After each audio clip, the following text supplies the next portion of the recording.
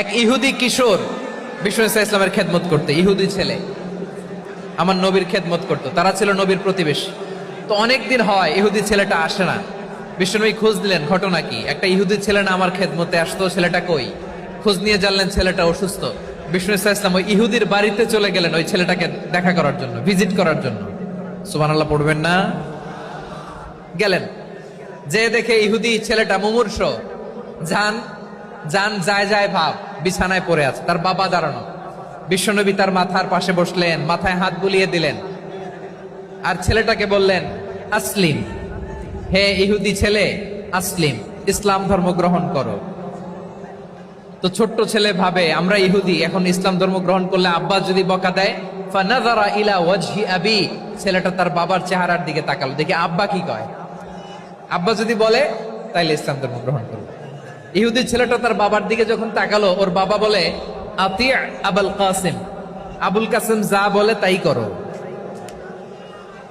আবুল কাসিম হচ্ছে বিষ্ণু ইসলামের একটা কুনিয়াত, উপনাম। আমার রাসূলের বড় ছেলের নাম ছিল কাসেম। যেমন দেখবেন আমাদের এলাকায় কারো ছেলের বড় ছেলের নাম যদি হয় আব্দুল্লাহ, এরা আব্দুল্লাহর বাপ বলে ডাকে। কারো বড় মেয়ের নাম যদি হয় ফাতেমা, এরা কি ডাকে? ফাতেমার বাপ বলে না? তো বিষ্ণু ইসলামের বড় ছেলের নাম ছিল কাসেম।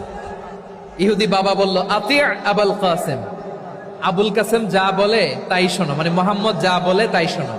এই কথা শুনে ছেলে সাহস পাইছে, ছেলে আবার পড়তে আরম্ভ করলো, আশহাদু আল্লাহ ইলাহা ইল্লাল্লাহ ওয়া আশহাদু আন্না মুহাম্মাদার রাসূলুল্লাহ, পড়েন আল্লাহু আকবার।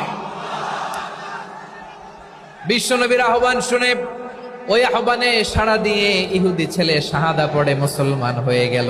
তার হৃদয়টারে ইমানের নূর দিয়ে আলোকিত করে দিল কে? প্রিয় ভাইরা, এবার রাসূল সাল্লাল্লাহু আলাইহি ওয়াসাল্লাম বের হয়ে আসলেন ঘর থেকে, আর বললেন, আলহামদুলিল্লাহিল্লাযী আনকাযাহু মিনান নার, প্রশংসা সে আল্লাহর, যে আল্লাহ জাহান্নামে চলে যাচ্ছিল প্রায় এমন একটা লোককে মুহূর্তের মধ্যে কালেমায়ে শাহাদাতের বদৌলতে জান্নাতি বানায় দিলেন। আওয়াজ করে পড়েন সুবহানাল্লাহ।